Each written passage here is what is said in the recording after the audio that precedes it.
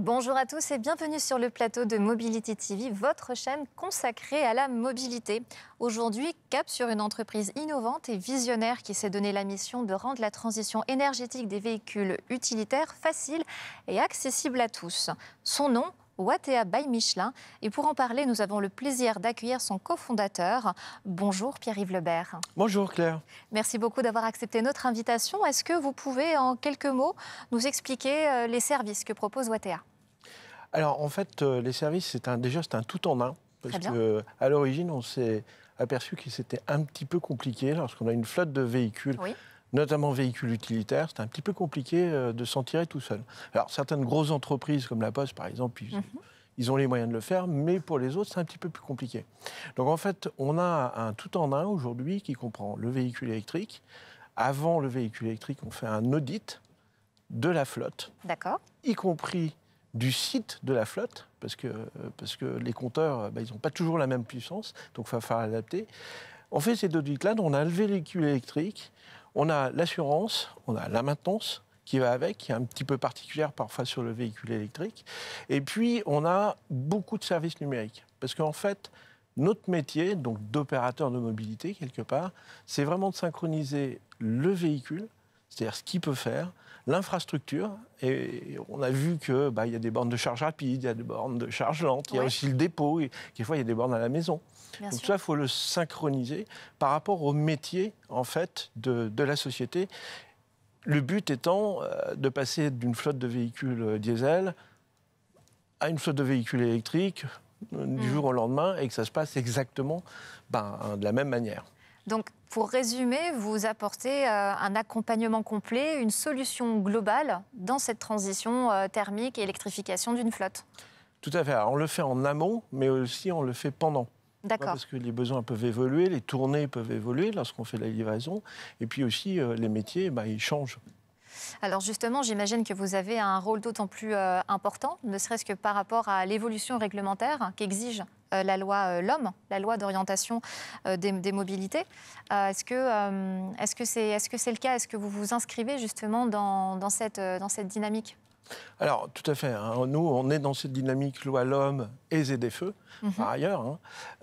Et on aide souvent des sociétés qui sont petites ou moyennes à expliquer déjà le cadre réglementaire, ce qu'ils ont à faire, et à les conseiller. Et le conseil, ça peut être simplement, je le disais, sur l'achat du véhicule électrique. Ils ne sont pas tous pareils, ils peuvent avoir la même taille, la même batterie, la même puissance, mais en fonction de ce qu'on fait, nous, on développe des algorithmes. Et on dit, celui-là, il est bien pour faire de la tournée en ville, mais celui-là, il sera mieux pour faire de la nationale. Ce n'est pas forcément les mêmes marques. Donc, on a ce rôle de prescripteur. Le but étant, une fois de plus, que ça se passe bien, de manière la plus fine possible. Bien sûr. Alors justement, ça anticipe quelque part ma question. Là, aujourd'hui, il y a 11% des entreprises qui ont vraiment pensé à un plan de décarbonation donc de leur entreprise. Donc c'est seulement 11%. C'est une goutte d'eau par rapport aux 90 autres % qui restent à convertir. Est-ce que vous avez une réponse ou en tout cas une stratégie de déploiement par rapport à cette demande qui va mécaniquement exploser ? Alors, tout à fait. Alors, en fait, on a une stratégie qui est de donner en fait, le véhicule électrique, la flotte de véhicules électriques accessible à tous. C'est-à-dire qu'aujourd'hui, les plus petits sites qu'on équipe, c'est 2, 3 véhicules, parmi quelquefois simplement 10 ou 12 véhicules. Donc, on a ce packaging-là qui permet en fait rapidement d'accéder et également de maîtriser les coûts, parce que le véhicule électrique n'a pas la même structure de coûts. Aujourd'hui, quelque part, vous allez apprendre, il va falloir que vous preniez en compte la station essence. C'est-à-dire la borne, est-ce que c'est une borne puissante, pas puissante, il faut regarder le compteur. Quelquefois, on en a qui font que de l'itinérance, donc on gère aussi, on a des applications mobiles où on va gérer le coût. On va dire, voilà, cette borne-là, pour ce que vous avez besoin aujourd'hui, c'est la meilleure. Pour pouvoir maîtriser ses coûts. Donc aujourd'hui, notre mission, c'est vraiment de le rendre accessible et à tous. On équipe aussi des grands groupes, bien sûr, mais aujourd'hui, on a quand même une majorité de clients qui sont des petits clients, qui sont en ZFE. Ils ne sont pas forcément concernés par la loi LOM aujourd'hui. Ouais. C'est-à-dire qu'ils sont en dessous des seuils du nombre de véhicules, mais ils doivent y aller pour des questions de business. Hein, lorsque vous faites de la livraison du dernier kilomètre, c'est les donneurs d'ordre qui disent « je ne te donne pas les routes si tu n'es pas en électrique ». Évidemment. Voilà. Sur les marchés publics, même des artisans s'engagent à avoir des véhicules électriques pour réaliser les chantiers. Donc c'est ces gens-là qu'on va réellement adresser. Puis bien sûr, après vous avez les ETI et les grandes sociétés qui eux connaissent mieux et font appel à nos services parce que quelque part on leur évite des coûts. Hein. On est opérateur, donc on a mutualisé, on a industrialisé tout ce process pour pouvoir déployer de manière massive. Est-ce que justement cette mutualisation, est-ce qu'elle fait partie de votre valeur ajoutée quelque part par rapport à la concurrence ? Alors, tout à fait. C'est un des métiers de l'opérateur.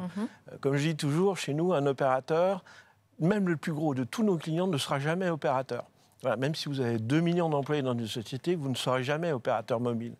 Nous, c'est ce rôle-là qu'on a. Donc, on va agréger beaucoup de services. Par exemple, je parlais de l'itinérance. Hein, on travaille avec un certain nombre de gens dont j'ai entendu parler juste avant.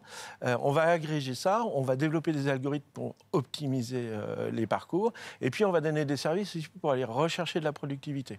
Par exemple, sur le BTP ou les artisans, on a des services d'inventaire avec de l'Internet des choses qui permettent de ne pas oublier sa caisse à outils. Parce que quand vous l'oubliez en électrique, si vous êtes un peu loin, la journée est un peu perdue. Hein. Je comprends. Alors justement, pour pallier à ces oublis qui sont des erreurs humaines, est-ce que vous avez intégré dans vos process l'intelligence artificielle ? Alors, on en a beaucoup d'intelligence artificielle. Oui. Déjà, on l'utilise en fait pour traiter toutes les datas, pour qualifier les véhicules. Donc les véhicules, on va les tester. On a 14 parcours. On a des comportements de conduite différents. Et puis après, on va les charger. Parce qu'un véhicule utilitaire, c'est de pas grand-chose à 1 tonne, 1 tonne et demie. Et on va voir son comportement en fonction des différentes topologies. Donc ça, déjà, on a intégré ça sur la partie juste basique. Et puis après, effectivement, on a utilisé récemment l'intelligence artificielle pour décrypter le prix du kilowattheure sur les bornes en France. Donc, on va récupérer plein de données, on lit les sites web, et là, on est capable de faire la route la moins chère sur l'application mobile. Ça, c'est de l'intelligence artificielle. J'entends bien, comme ça, la rentabilité est à son maximum, et donc aussi l'efficacité. Voilà, et il faut donner un outil en fait, qui soit performant économiquement aussi pour les clients. Bien sûr, aujourd'hui, c'est absolument fondamental, ne serait-ce que pour rester acteur du marché. Une question beaucoup plus personnelle, Pierre-Yves Lebert, est-ce que, parce que chaque parcours est inspirant, j'aimerais connaître le vôtre.